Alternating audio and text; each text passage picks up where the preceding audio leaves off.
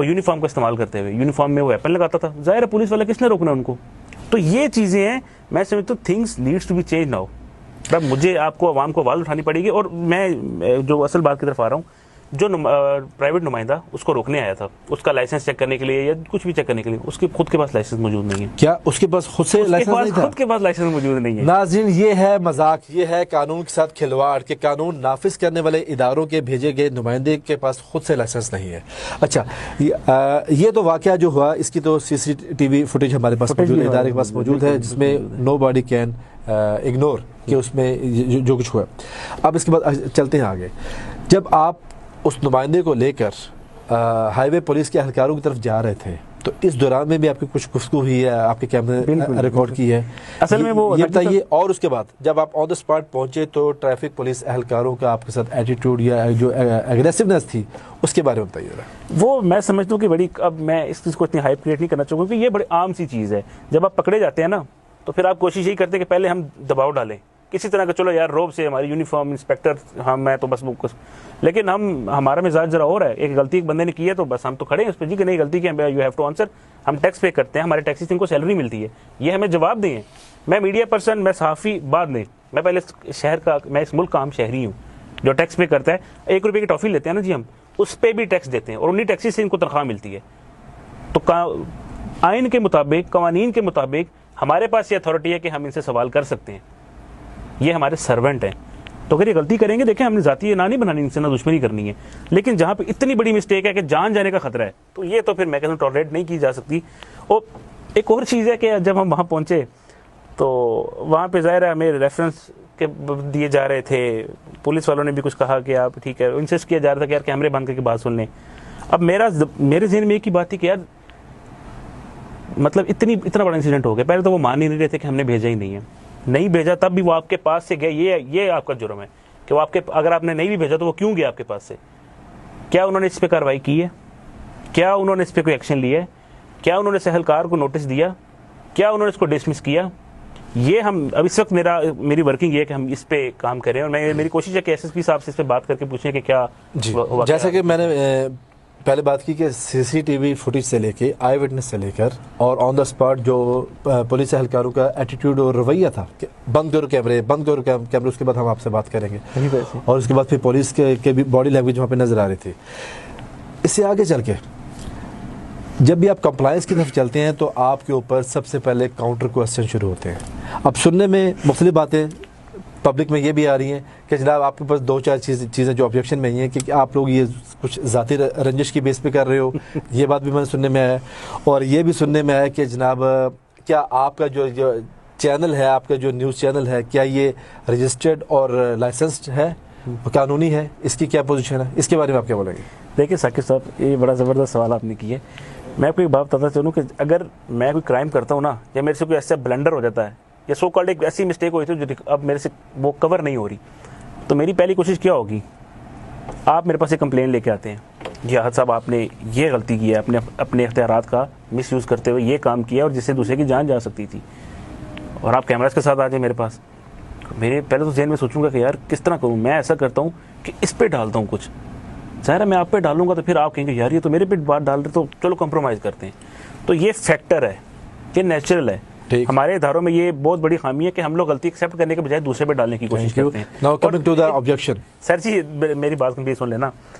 वो मुझे पता चला हमारे एक नुमाइंदे से ना, उन्होंने ये कहा कि जब मैं गुफ्तगू, मेरी वो के सीनियर ऑफिसर्स आ गए थे और वो मुकामी पुलिस भी थी, उनसे गुफ्तगू चल रही थी, तो हमें बाद में बताया गया कि आप पे वो इंस्पेक्टर साहब अफजल साहब कह रहे थे कि हम इन पे पर्चा देते हैं जी, इनका इदारा रजिस्टर्ड है या नहीं। तो ये है कि जी कि मैंने डिग्री भी जर्नलिज्म में की है, ठीक है, और मैं इदारों के साथ ऑलरेडी इंटर्नशिप्स की है, मैंने काम किया, तो मैं काम को समझता हूँ। मेरी रिस्पॉन्सिबिलिटी क्या है, किस तरह से करनी है, ये मुझे पता है। अगर वो खुद अपनी रिस्पॉन्सिबिलिटी पूरी नहीं करे तो ये उनका वही पहले वाली बात आती है कि फैक्टर है कि वो मुझ पर डालेंगे। रही बात रजिस्ट्रेशन की, तो ये मेरे पास मौजूद है जी रजिस्ट्रेशन, ये अफजल साहब और तमाम तारी इदारों जी ने एतराज़ है, हम उसने उन्हें दिखा भी सकते हैं ये सारी रजिस्ट्रेशन हमारे पास लीगली, और हमारे पास मज़े की बात है लीगल पैनल हमारा मौजूद है, वकला की अच्छी टीम है, हाई कोर्ट के वकील हैं यहाँ पे, सेशन कोर्ट के काफ़ी सारे हमारे पैनल, और डिस्कशन अक्सर होती रहती है इस तरह के मामला, उन्हें डिस्कस करते हैं कि ये चीज़ें। अब इन्हें नहीं पता कि लॉ ऑफ टार्ट के जरिए 22A का पर्चा होता है। अब ये हमें जो पर्चा देने की धमकी दे रहे थे, अब लॉफ्ट, अब हमने तो ज़ाहिर ज़ातना का मसला नहीं बनाना, 22A का पर्चा यहाँ पे डायरेक्ट जाता है उस ऑपरेशन इंचार्ज के ऊपर, DSP के ऊपर, हाई कोर्ट उन्हें तलब कर लेगी यहाँ से। लेकिन हमने फ़र्क रखना है ना, हमने जिद-दना का मसला, उन्होंने हमें धमकियाँ दी, कोई बात नहीं, ये उनका ज़र्फ़ है। हमारा ज़र्फ़ ये है कि हमने सुन ली और इस पर जवाब नहीं देंगे हम।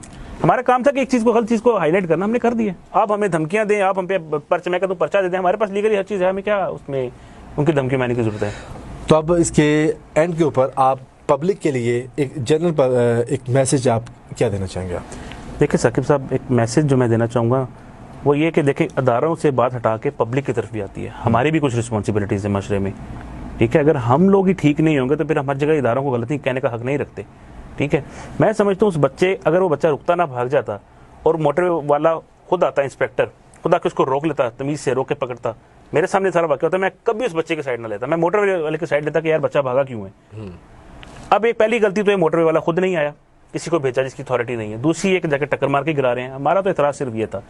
लेकिन बात को कंक्लूड करूं तो मैं ये समझता हूं कि पब्लिक की बहुत सारी रिस्पॉन्सिबिलिटीज़ हैं। अवाम को चाहिए कि एटलीस्ट हम तो अपनी साइड से एफर्ट पूरी करें ना यार, हम तो इदारों के साथ कॉम्प्रोमाइज़ करें। वो नहीं करते, अलग चीज़ है, उसके लिए लीगल हमारे पास प्लेटफॉर्म मौजूद है, हम यूज़ कर सकते हैं।